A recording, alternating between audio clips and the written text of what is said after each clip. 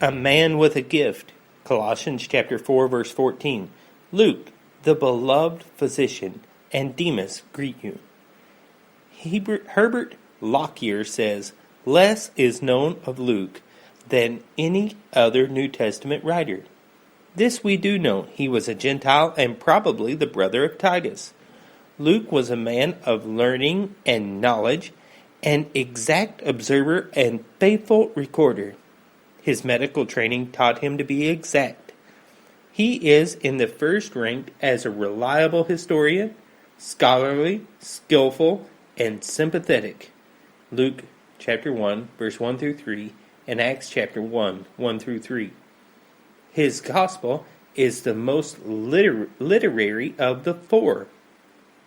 With his Greek mind, he had a sense of form, a beautiful style, studied and elaborate. That's from Herbert Lockyer, All the Men of the Bible, page 220. I believe Luke ministered with Paul and to Paul.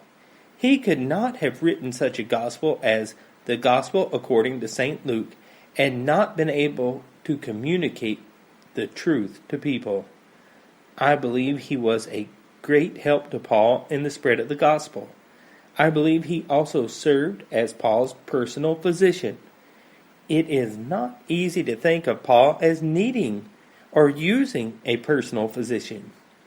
Here is a man who had all the apostolic gifts, 2 Corinthians chapter 11, verse 5, which included the power to heal, raise the dead, etc. However, we find him praying for the removal of what he called a thorn in the flesh in 2 Corinthians chapter 12. And the Lord did not remove it, but rather gave him grace to bear it. It is not the lack of faith to use a physician to help with a malady that God has not removed by a miracle. It is believed that Paul had an eye problem, and that gave him much trouble. Some believe that this was the thorn.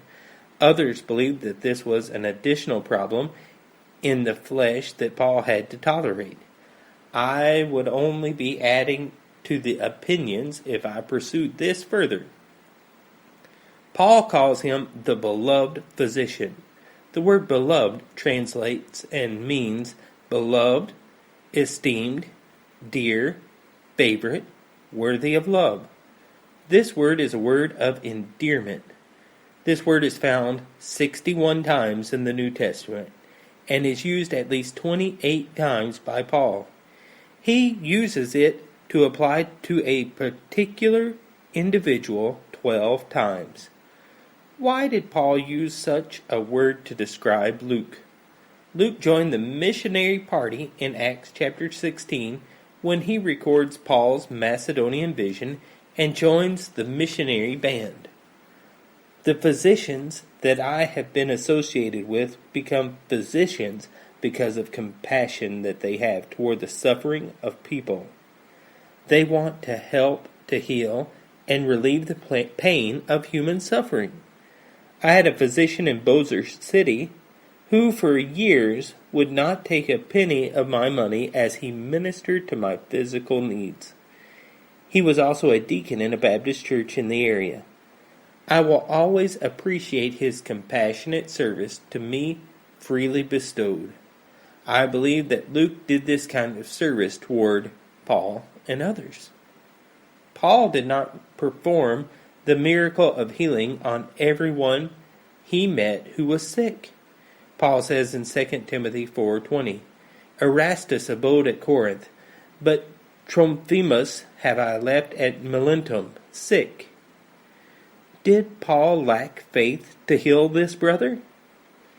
Please read what I'm about to say carefully. It is not always God's will to heal. If anything proves it, it would be this passage, because we are dealing in this situation with one who had faith, the gift to heal, and a compassion that would not leave a person sick if he could do anything about it. You cannot read Paul without being touched with the pathos and passion he had for the plight of humanity. I believed when he called Luke the beloved physician, he was remembering the many occasions where he had witnessed the loving care Luke had of those he had helped in their sickness. When divine healing is not the will of God, it is not wrong to use a doctor. It is not unbelief to go to a doctor and take medication. Paul said to Timothy in 1 Timothy 5:23, "Drink no longer water, but use a little wine for thy stomach's sake, and thine oft infirmities." Paul is not endorsing alcoholic beverage. He recommended a little wine for medicinal purposes. Now don't get upset with me over what I'm about to say. I have felt like using a little wine for medicinal purposes. I do not have a pain-free day. You say, "Preacher, what is wrong?" Over 83 years of living is what is wrong. If you can find a doctor that can take that out, please contact me in a hurry. Now, there are other medications that you can take today instead of wine for the stomach's sake, and that is what I do. I am a total abstainer. But we as Christians recognize that the Bible does not forbid alcohol for medicinal purposes. Much of what you take in the form of liquid medicine has alcohol in it. Jesus said in Luke 5:31, "And Jesus answering said unto them, They that are whole need not a physician, but they that are sick."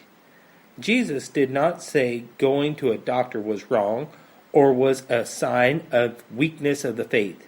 Luke was a beloved physician. I believe Paul could have said, "Luke is an outstanding soul winner and missionary. He is a prolific writer and an outstanding expositor of the Scripture." I think he could have said all that and been right. But he was inspired to say, "Luke, the beloved physician. When I get sick, I take my illness to God through Jesus, and I have been healed directly." I won't go into it here. But if I didn't believe God would answer prayer, I would not go through the form of prayer and make people think I did.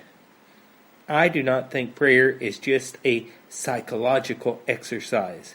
Hebrews 11:6 says, "But without faith it is impossible to please him. For he that cometh to God must believe that he is, and that he is a rewarder of them that diligently seek him." I have also had the Lord lead me to go to a doctor, and God used the skill and wisdom of that doctor to heal me. I give God the glory and am thankful for the doctor. I pray for my doctors daily. When you're my age, you have doctors. At least most of us do. They need my prayer, and I need their skill. It works together. May the Lord bless these words to our hearts today.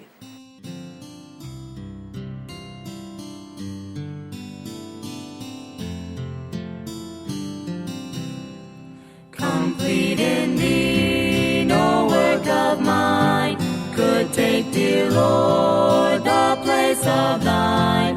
Thy blood hath poured and bought for me, and I shall stand complete in thee. Yea, justified